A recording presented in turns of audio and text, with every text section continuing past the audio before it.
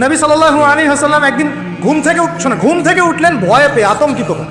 নবীজি ভয়ে পেয়ে আতঙ্কিত হয়ে ঘুম থেকে উঠে বলছেন, লা ইলাহা ইল্লাল্লাহ, লা ইলাহা ইল্লাল্লাহ। তার স্ত্রী পাশে যিনি শুয়ে আছেন তিনি বলছেন নবী সাল্লাল্লাহু আলাইহি ওয়াসাল্লাম বলছেন, ওয়াইলুল লিল আরব মিন শাররি কাদ ইকতারাব। আরব জাতির জন্য ধ্বংস, আরব জাতির জন্য ধ্বংস। কি ভয়ঙ্কর ফিতনা ধেয়ে আসছে ওদের দিকে, কি ভয়ঙ্কর ফিতনা ধেয়ে আসছে।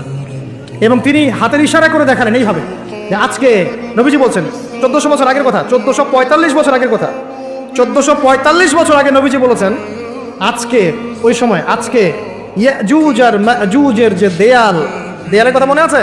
যুলকারনাইনের সময় এই দেয়াল এতটুকু পরিমাণ খুলে দেয়া হয়েছে। আনুহলিক ওয়াফিনা সলিহিন ইয়া রাসূলুল্লাহ, আমাদের মধ্যে ভালো মানুষরা থাকা সত্ত্বেও কি আমরা ধ্বংস হয়ে যাব? আপনি যে বলছেন ওয়াইলুল লিল আরব, আরবদের জন্য ধ্বংস, নবীজি বলছেন নাম হ্যাঁ ধ্বংস হয়ে যাবে।